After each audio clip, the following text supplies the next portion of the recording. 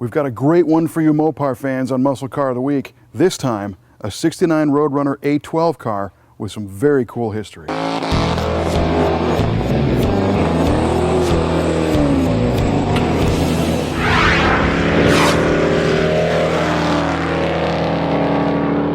Cars like this Roadrunner, I think, are super cool because a base Roadrunner was basically just kind of a boxy, fairly big car.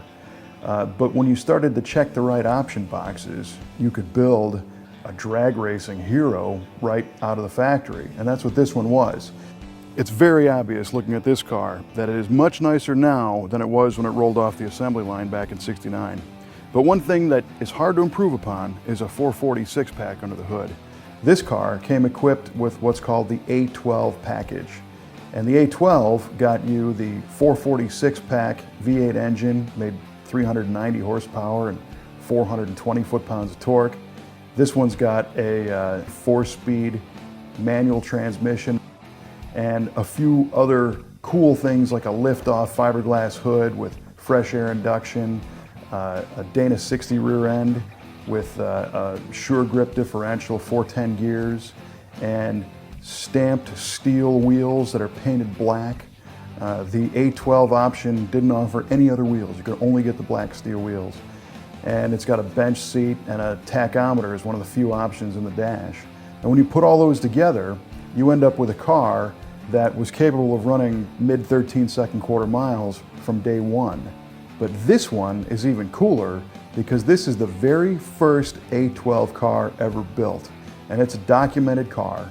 And in fact, it was the feature in a magazine called Superstock magazine back in 1969.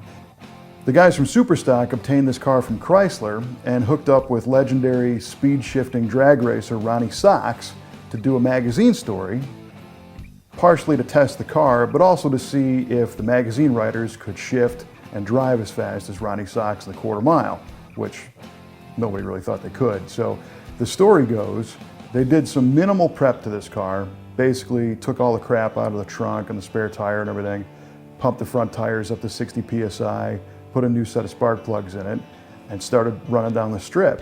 And it was good for low 13s. I think the journalists ran 1324 at 110 miles an hour. Low 13s was extremely respectable for this car, but of course Ronnie Sox was able to kick it up a few notches.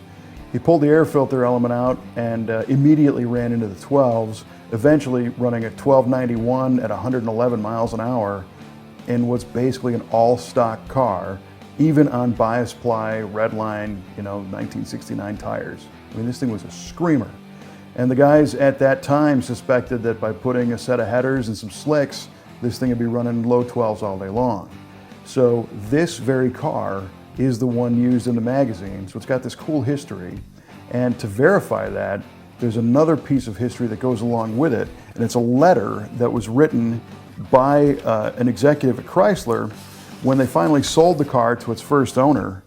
R.E. Maxwell from the Performance Activities Division of Chrysler Corporation wrote Mr. Lester Willey this letter that said, "Dear Mr. Willey, your Roadrunner, with the correct serial number that matches this one, is the car featured in Superstock magazine, and it's probably the fastest production six-barrel ever built at the time. You're quite fortunate to own it, and good luck at the drag strip." So whenever you have cool documentation to go along with the car, it just adds a whole nother level to the car. So the other things that are nice about this one, it's currently wearing a beautiful restoration. It's in its performance red original color with the black vinyl interior. And the thing that was neat about the 440s is they made tons of power and they were a lot cheaper than the Hemis, but this thing could compete with it all day long. The view from the bench of this Roadrunner is pretty cool because there's not a lot going on in here either. It doesn't have a fancy pistol grip shifter on the 4-speed handle. It doesn't have a fancy radio or air conditioning. It's got an AM, it's got a basic gauge pack, it's got a tack stuck in the corner, but it does have the beep beep horn. It has a great history, it looks awesome, it runs like crazy, so that's why we chose it to be this week's Muscle Car of the Week.